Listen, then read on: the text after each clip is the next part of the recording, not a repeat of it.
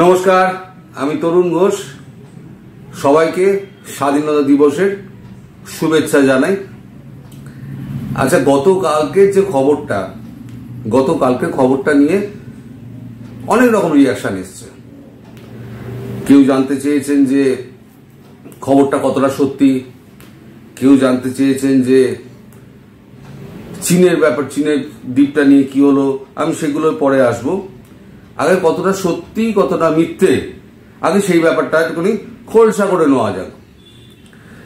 এখন 3 দিনের জন্য জয়শঙ্করজি গেছিলেন মালদ্বীপ। ভারতের একজন বিদেশ মন্ত্রী, যিনি এত ব্যস্ত, যখন ভারতে একটা এক্স প্রাইম মিনিস্টার বসে আছেন, বাংলাদেশে এত অশান্তি চলছে, পাকিস্তানে এত অশান্তি চলছে, তিনি মালদ্বীপে গিয়ে জলশোধন প্রকল্প উদ্বোধন করবেন 28টা দ্বীপে, তার জন্য 3 দিন ব্যয় করবেন। এটা আপনাদের বিবেচনায় কি বলে? কখনো হয়? নিজেদের বুদ্ধি বিবেচনা দিয়ে আপনারা বিচার করুন। কূটনীতিতে কি হয় জানেন? ইন বিটুইন দ্য লাইন আপনাকে পড়ে নিতে হবে খবরটা কি, আর যা দেখানো হবে সেটা কিন্তু খবর নয়। আপনাকে দেখতে হবে থ্রু দ্য মিরর। আপনি যা আপনাকে দেখানো হয় সেটা কিন্তু খবর নয়, যেটা চেপে যাওয়া হয় সেটাই হচ্ছে খবর। সেটাই কিন্তু আমাদের শেখানো হয়েছে, আমরা যা শিখেছি, আমাদের যারা অগ্রজ ছিলেন তাদের কাছ থেকে আমরা যেটা শিখেছি। তাই এই নিয়ে অনেকে অনেক রকম মন্তব্য করেছেন, আবার অনেকে তার উত্তরও দিয়েছেন। আমায় উত্তর দিতে হয়নি, তারাই উত্তর দিয়ে, আমার দর্শকরাই উত্তর দিয়ে দিয়েছেন। আমি সেগুলোতেও আসবো। আচ্ছা, আমি যা দিয়েছি তা তো আমি তো যথেষ্ট ডকুমেন্ট দিয়ে দিয়েছি, তা সত্ত্বেও আমি আরো ডকুমেন্ট দিচ্ছি। যেমন मालदीव ने भारत को सौंपे 28 টোপে, 28টা দ্বীপ সৌঁপে দিয়েছে। क्या होगा फायदा और किसे घिरेगा चीन, এটা করেছে আপনার টিভি 9। নিউজ ইন্ডিয়া করেছে এস জয়শঙ্কর মালদ্বীপে ভারত অর্থায়নকৃত জল স্যানিটাইজেশন প্রকল্পের উদ্বোধন করেছেন। এনডিটিভি লিখছে বিদেশমন্ত্রী এস জয়শঙ্কর শনিবার ভারতের অর্থায়নে মালদ্বীপে $110 মিলিয়ন মূল্যের একটি বড় জল স্যানিটাইজেশন প্রকল্প হস্তান্তর করেছেন। প্রকল্পটি 28টি দ্বীপে বিস্তৃত। যে 28টা দ্বীপ আমাদের দেওয়া হয়েছে চীনকে ছাড়া, চীনেরটা আলাদা, আমাদের যে 28টা দ্বীপ দেওয়া হয়েছে সেইখানে স্যানিটাইজেশন এবং জল শোধন প্রকল্প করা হচ্ছে। সেটা নিয়ে অনেকে প্রশ্ন, তা আমি খুব একটা জবাব দিইনি। একজন জবাব দিয়েছেন, অনেকে দিয়েছেন, আমি একজনেরটাই আমি লিখছি। অনেকে খুব খারাপ ভাষা ব্যবহার করেন, এগুলো করবেন না। মানুষের মনে প্রশ্ন থাকতেই পারে, তারা প্রশ্ন করতেই পারেন, তার জবাব ভদ্রভাবে দেওয়া উচিত। মহেন্দ্র দাস 3267 তিনি উত্তর দিয়েছেন, ভাই কোথা থেকে খবর পেয়েছিস? আনন্দবাজার চটি চাটা মেইন স্ট্রিম নিউজ দেখ, Hindi defence geopolitical related YouTube চ্যানেলগুলো দেখ, যারা রিটায়ার মেজররা ভিডিওগুলো করা। ডেভ টক উইথ আদি অচিন্ত, মেজর গৌরব আর্য, জয়পুর ডায়লগ। বিশেষ করে ডেভ টক উইথ আদি অচিন্তের চ্যানেলটা দেখ, সব বুঝে যাবি, সব রিয়েল নিউজ, কোনো নাটক নয়। তারপরে একজন লিখেছে, তিনি এত অভদ্র ভাষা ব্যবহার করেছেন, সেটা আমি আর সেদিকে আমি যাচ্ছি না। এই খবরটা ছড়িয়েছে কিন্তু বিবিসি, ভারতকে ছোট করার জন্য বিবিসি এই খবরটা ছড়িয়েছে। যে খবরটা আনন্দবাজার যেটা ছেপেছে, আনন্দবাজারের দোষ নয়, বিবিসি তার নিউজ এজেন্সি দিয়ে ছাড়ছে, এজেন্সি দিয়ে দিয়েছে। আচ্ছা, সেটাই যদি বিশ্বাসযোগ্য হয় তাহলে এটাকেও বিশ্বাসযোগ্য করে নিতে হবে, ধরে নিতে হবে। বিবিসির এই খবরটা, বিবিসি লিখছে, বিবিসি তথ্য যাচাই বিভাগ বিবিসি ভেরিফাই সামাজিক মাধ্যমে ছড়িয়ে পড়া পোস্টের অনেকগুলো যাচাই করে দেখেছে। তাতে দেখা গেছে বাংলাদেশের শেখ হাসিনা সরকারের পতনের পর সংখ্যালঘুদের ওপর হামলার ঘটনা যেমন ঘটেছে, তেমনি হামলার গুজবও ছড়ানো হয়েছে। ওই যে মেয়েটে এগুলো তুলে নিয়ে চলে যাচ্ছে, হ্যাঁ, নিয়ে গিয়ে তাদেরকে এ সমস্ত করছে, সেগুলো সমস্ত কিছু গুজব বলে বিবিসি তাদের তথ্য জানিয়েছে। তাহলে এটাও তাহলে বিশ্বাস করতে হয় যে বাংলাদেশে হিন্দুদের উপরে নির্যাতন হচ্ছে না, বিবিসি বলে দিয়েছে, বাস ঠিক। আর একজন তো আরো মজা, তিনি বলেছেন মামলা করবেন আমার নামে, আমি তার নাম বলছি না, তার এর স্ক্রিনশটটা আমি রেখে দিয়েছি। আমি তাকে বলি ভিডিওতে, আমি একজন অ্যাক্রিডিটেড সাংবাদিক, এই হচ্ছে আমার অ্যাক্রিডিটেশন কার্ড, এই আমার কলকাতা প্রেস ক্লাবের আমার মেম্বারশিপের কার্ড। আমি কার্ড দুটো শো করলাম এই কারণে, এখানে আমার ঠিকানা লেখা আছে। আপনার যদি ক্ষমতা হয় আপনি আমাকে মামলা চিঠি পাঠান, মামলা আমি লড়ব। সাংবাদিকতা করে যে 30 বছর মামলা খাইনি তা তো নয়। 3টে ক্রিমিনাল কেস খেয়েছি, 2টো মানহানি মামলা খেয়েছি, 5টাতেই আমি জিতেছি। মামলা খেতে খেতে সাংবাদিকের গন্ডারের চামড়া হয়ে যায়। আপনি কি মামলার ভয় দেখাচ্ছেন আমাকে? 30 বছরের সাংবাদিকতা করে এসেছি, আমাকে আপনি মামলার ভয় দেখাচ্ছেন? মামলা চিঠি পাঠান, আমি বুঝে নেবো। আর যদি আমি মামলা জিতি আপনার নামে 3-4 কোটি টাকার তো মানহানি মামলা করবো, তখন তো দৌড়াবেন, তখন পায়ে এসে পড়ে যাবেন। মিডিয়া সেক্টর আপনাকে ছেড়ে দেবে? কলকাতা প্রেস ক্লাব আপনাকে ছেড়ে দেবে? আপনি অ্যাক্রিডিটেড সাংবাদিকের উপরে আপনি মামলা করবেন মানে হুমকি দিচ্ছেন। যাক, ও প্রসঙ্গ ছেড়ে দিলাম, এবার আসি খবরে। খবর হচ্ছে একটা শান্ত দেশকে অশান্ত করে আমেরিকার যা কাজ আমেরিকা করে দিয়েছে। এবার আমেরিকা এখন সামলাতে না পেরে তার দূতাবাস বন্ধ করে, সমস্ত কাজকর্ম বন্ধ করে তারা দেশে ফিরে গেছে অনির্দিষ্টকালের জন্য। এই দেখুন ইউএস অ্যাম্বাসির আপনার নোটিশ, সেখানে পরিষ্কার বলে দেওয়া হচ্ছে ইউএস অ্যাম্বাসির নোটিশে, ঢাকা মার্কিন দূতাবাস থেকে 12 আগস্ট 2024 এটা প্রকাশ করা হয়েছে। প্রথম 12 আগস্ট এটা করেছিল ছেলে পিলে যারা আছে তাদেরকে, আর মানে আমেরিকান যারা সিটিজেন আছে তাদেরকে ফেরত পাঠানোর জন্য। ঢাকা মার্কিন দূতাবাস শুধুমাত্র সীমিত ক্রিয়াকলাপের জন্য উন্মুক্ত এবং পরিবারের সদস্য এবং প্রয়োজনীয় কর্মচারীদের প্রস্থান করার নির্দেশ দিয়েছে, মানে সব চলে যাও। ঢাকা মিশনের কর্মীরা এখন কূটনৈতিক ছিটমহলের মধ্যে প্রয়োজনীয় চলাচলের মধ্যে সীমাবদ্ধ, কনসুলার বিভাগ সীমিত, জরুরি কনসুলার পরিষেবা পরিচালনা করছে।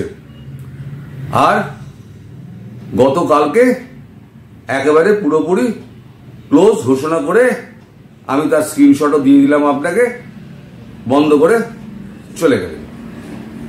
মানে একটা শান্ত দেশকে অশান্ত করে দিয়ে তাদের কাজটা নিজেরা কিছু করতে পারলো না, এখন দেখছে হাতের বাইরে চলে গেছে। এখন জামাত আর বিএনপি দুজনে মিলে ঝামেলা করছে। এই সরকার টিকবে কতদিন না টিকবে তার তো কোনো ঠিক নেই।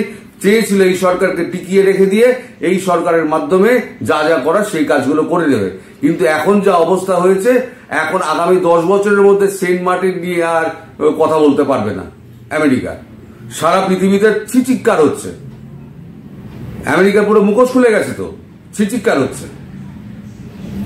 ওদিকে শেখ হাসিনা দিল্লিতে বসে একটা তো বোমা পাঠিয়েছিলেন, মনে আছে আপনাদের?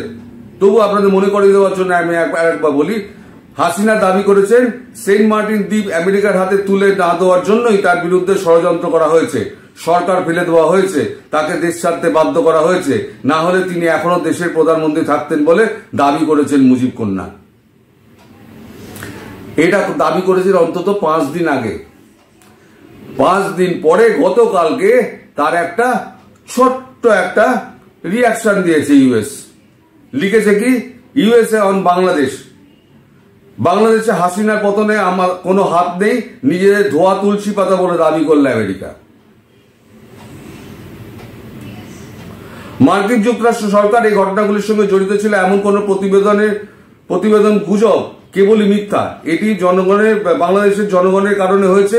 আমরা বিশ্বাস করি যে বাংলাদেশের জনগণই বাংলাদেশ সরকারের ভবিষ্যৎ নির্ধারণ করবে। যে অভিযোগ উঠেছে আমি বলেছি এবং বলবো তা সত্য নয়, হাত ঝেড়ে ফেলে দিল। মানে হাসিনা যা বলেছেন উনি, সেটা সত্যি নয়। তিনি নিজের বা ইউএস হাত ঝেড়ে ফেলে দিল। যেখানে দেখবে বিপদ, সবার আগে পিঠ টান দেবে হচ্ছে ইউএসএ। সব জায়গায় ঝামেলা, সারা পৃথিবী জুড়ে ঝামেলাও পাকাবে। পাশে ওই দেশটা ভালো চলছিল, দেশটার উন্নতি মানে চোখে মানে কটকটাচ্ছিল, সুন্দর অর্থনীতি সুন্দর গতিতে এগোচ্ছিল, সহ্য হলো না। আজকে কি অবস্থা বাংলাদেশে জানেন?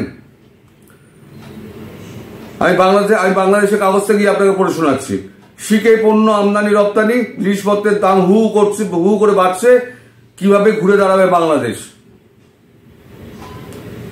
আইন শৃঙ্খলা পুরো ব্যবস্থাকে ফের স্বাভাবিক ফিরিয়ে আনা পুরোপুরি চ্যালেঞ্জের মুখে অন্তর্বর্তী সরকার। কিন্তু বাংলাদেশ বর্তমানে মারাত্মক অর্থনৈতিক সংকটের সম্মুখীন।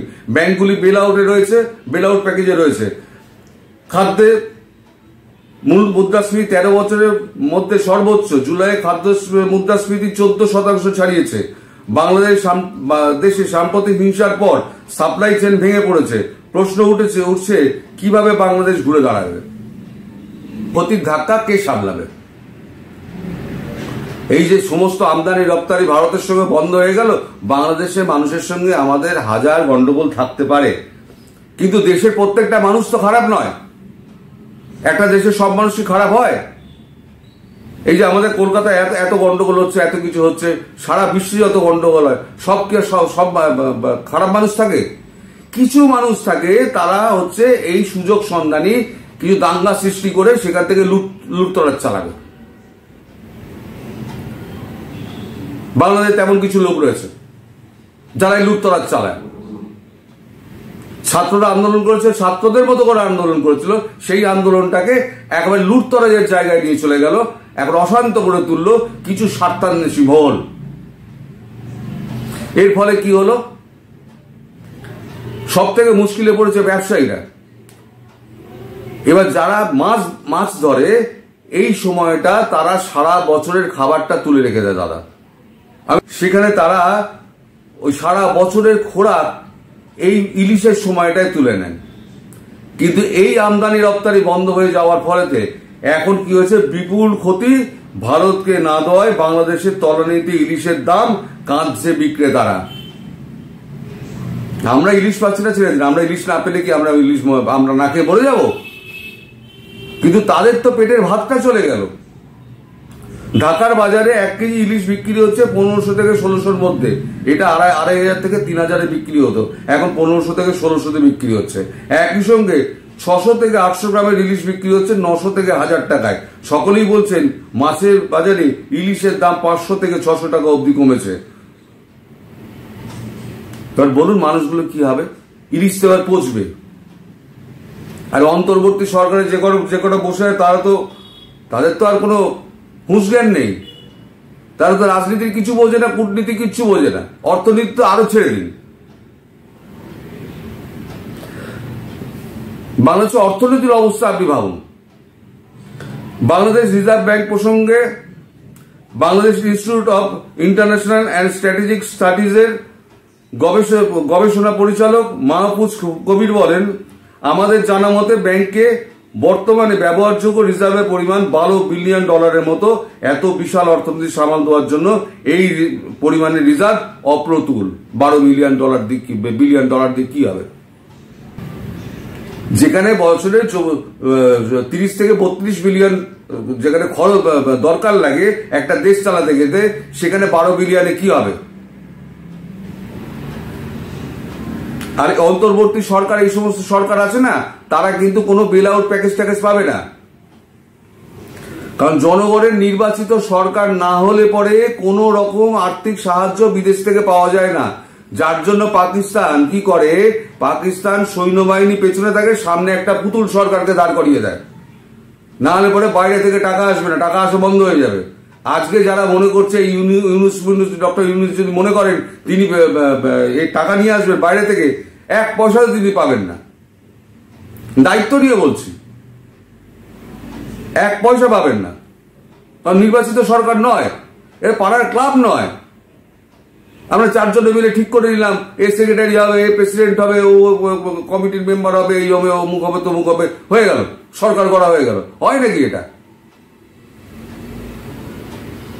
এখন চারদিকে অরাজকতা। যে পারছে বিভিন্ন রকমের দাবি তুলছে, যে যেরকম ভাবে পারছে।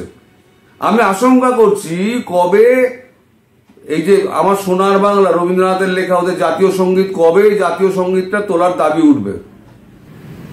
ভবিষ্যৎ তো পুরো অন্ধকার, কোনো আলো দেখা যাচ্ছে না। এই সরকার কতদিন টিকবে না টিকবে সেই সম্পর্কে যথেষ্ট সন্দেহ আছে।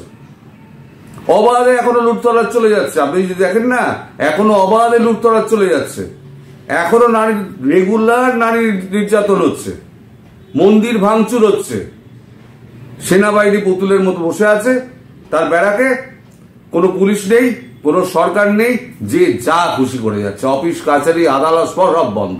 চিফ জাস্টিসকেই বলে দিয়েছে পদত্যাগ করো, নইলে বরখাস্ত করবো। ওই 17 জন মিলে একটা ক্লাবের মতো বাংলাদেশ চালাচ্ছে। এবার বুঝুন সেই বাংলাদেশের ভবিষ্যৎ কি। আজকে ভিডিওটা এইখানে শেষ করছি। সবাই ভালো থাকবেন, সুস্থ থাকবেন এবং সাবধানে থাকবেন। নমস্কার।